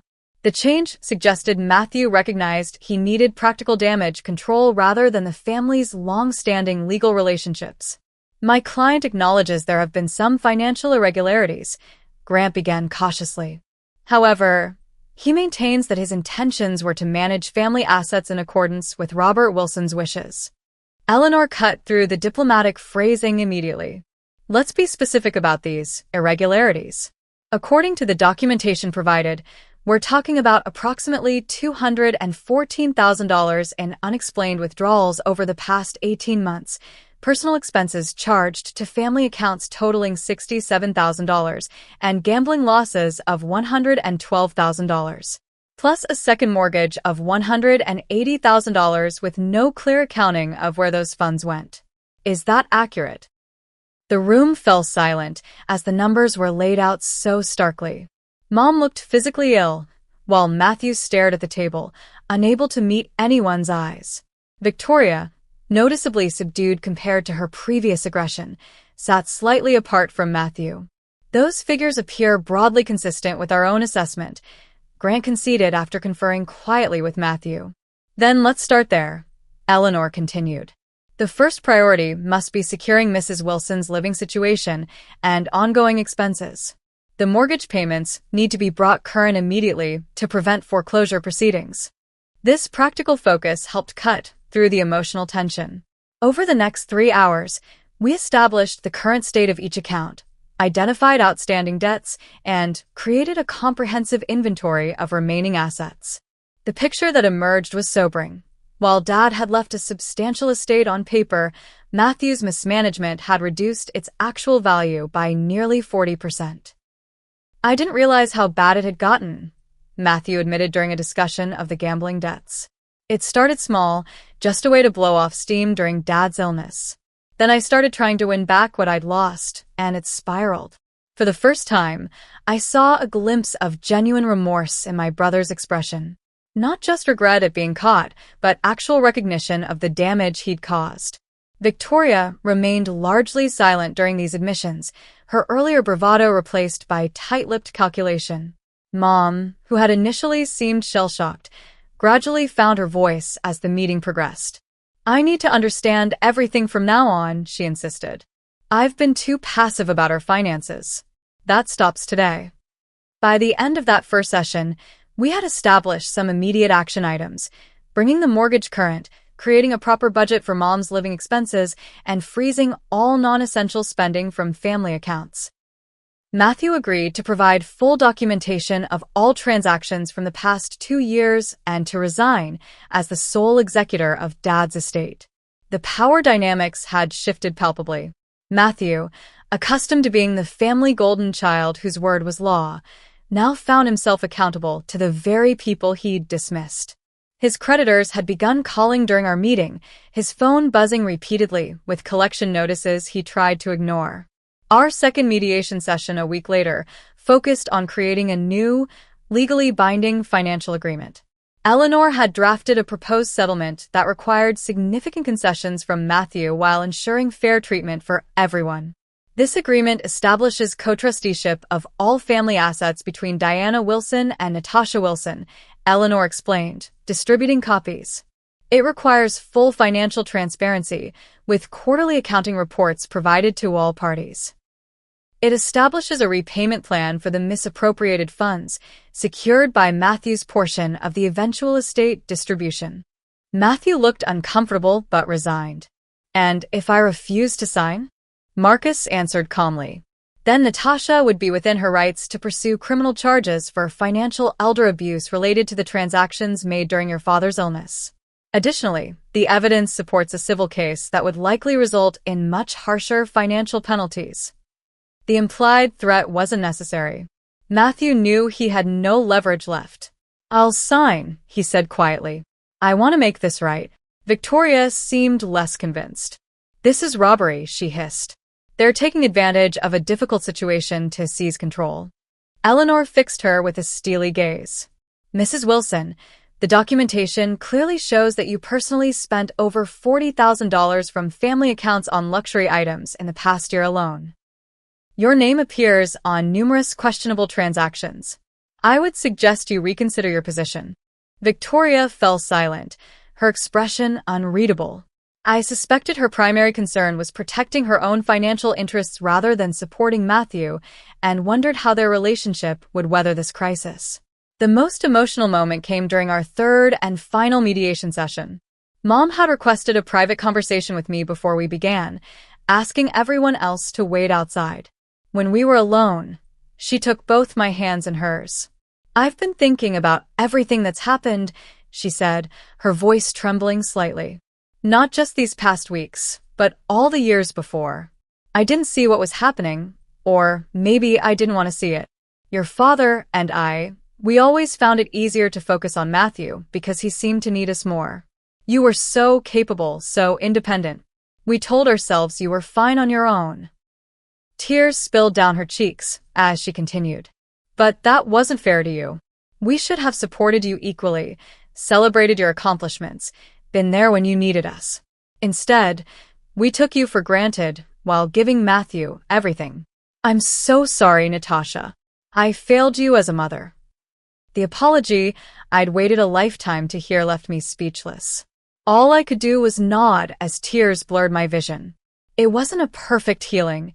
Decades of hurt couldn't be erased with a single conversation, but it was a beginning, an acknowledgement of the truth we had both been avoiding. When we rejoined the others, the final agreement was signed with little additional discussion. The terms were straightforward. Mom and I would co-manage all family assets going forward. Matthew would retain his inheritance, but with strict oversight and a structured repayment plan for the misappropriated funds. The family business would be professionally managed rather than entrusted to any individual family member. All outstanding tax issues and debts would be addressed immediately. Matthew signed with a mixture of relief and resignation. I know it doesn't fix everything, he said as he put down the pen, but I am sorry. I never meant for things to get this out of control. Addiction rarely stays within planned boundaries, I replied, thinking of the gambling that had clearly spiraled beyond his control. Have you considered getting help? Something in my tone, concern rather than accusation, seemed to reach him. Victoria and I have been talking about it, he admitted.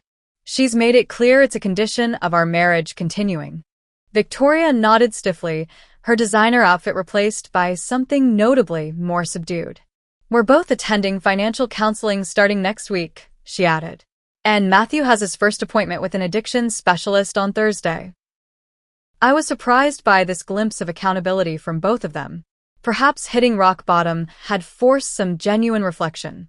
Or perhaps they were simply adapting to their new circumstances, as they had always done.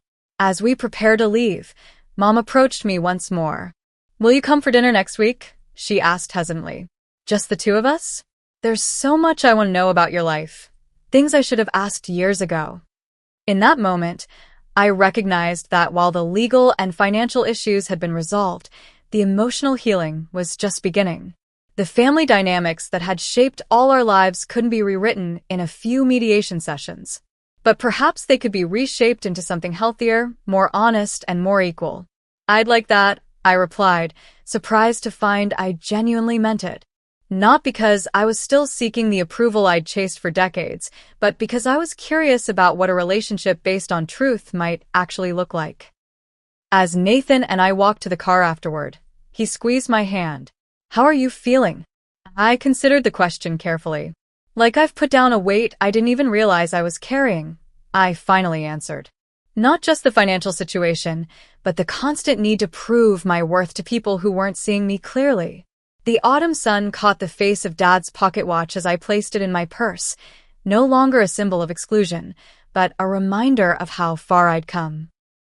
6 months after the mediation sessions, we gathered for Thanksgiving dinner at Mom's house. The atmosphere couldn't have been more different from family gatherings of the past. The dining room table, traditionally a battlefield of subtle slights and unequal attention, had become a more neutral territory where each person's voice carried equal weight. Mom had embraced her new financial independence with surprising enthusiasm. Weekly budget discussions with me had evolved from necessary oversight into genuine bonding experiences. She'd taken a financial literacy course at the community college and spoke proudly of understanding her investments for the first time in her life. I never realized how much I'd surrendered by letting the men in my life handle everything, she told me as we prepared the meal together. Your father wasn't trying to exclude me, but he grew up believing financial management was his domain. I accepted that without question. Matthew arrived without Victoria, who was spending the holiday with her own family, a new arrangement that spoke volumes about the changes in their relationship. He looked healthier than he had in years, the constant stress of hiding his gambling addiction replaced by the clear-eyed calm of recovery. 3 months sober, he said quietly when I asked how his treatment was progressing. It's not easy, but it's better than living with a constant fear of being exposed. He handed me a small wrapped package. This is part of my 9th step, making amends. I can't undo what I did, but I wanted you to have this.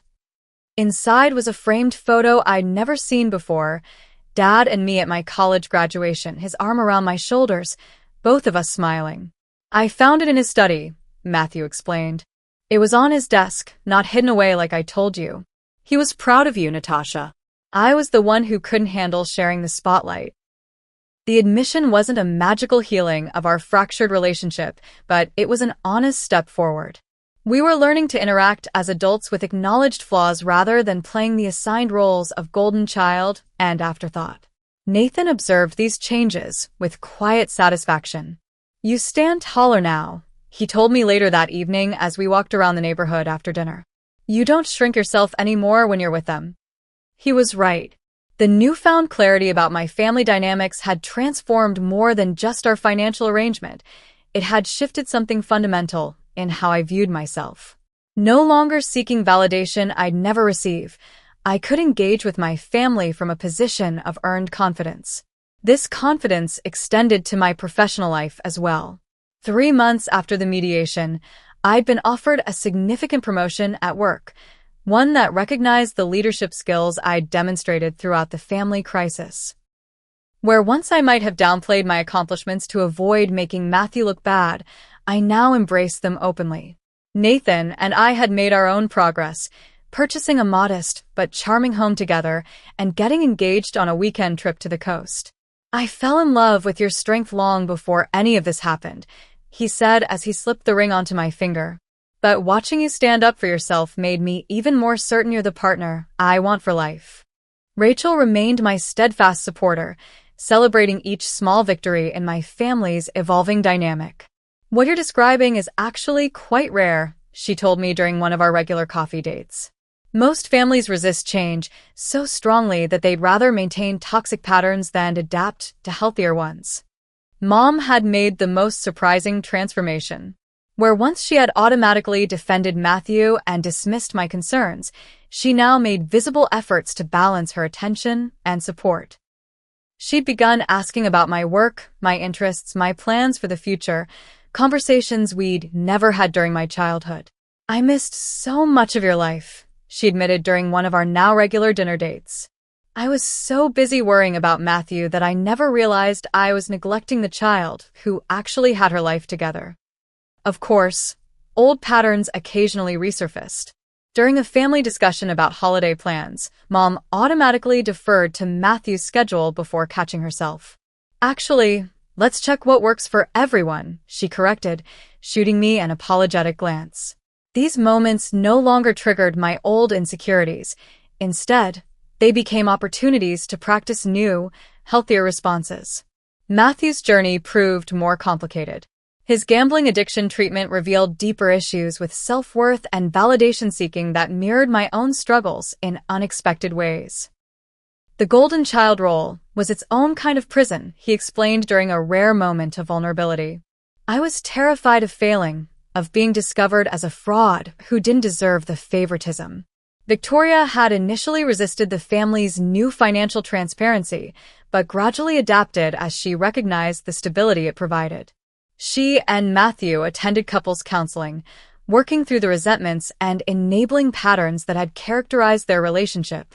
Whether their marriage would survive remained uncertain, but they were at least confronting their issues honestly. The practical outcomes of our mediation agreement had proved successful beyond expectation.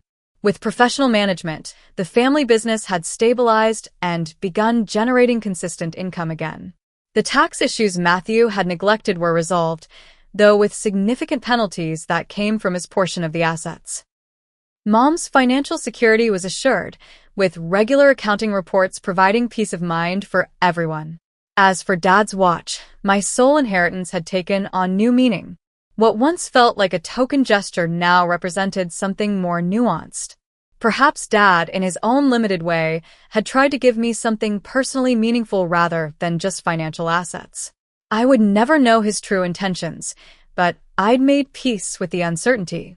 During a quiet moment on Christmas Eve, as the family gathered in Mom's living room, I reflected on how much had changed in a single year. Last Christmas, Dad had been in hospice, the family dynamics firmly entrenched in their dysfunctional patterns. Now, those patterns had been disrupted, creating space for something healthier to grow. "What are you thinking about?" Nathan asked, noticing my contemplative mood. "That sometimes the most painful revelations lead to the most necessary changes," I replied. I would never have chosen to discover my family's betrayal, but without that moment in the attorney's office, nothing would have changed. The journey from invisibility to recognition hadn't been easy, but it had been essential.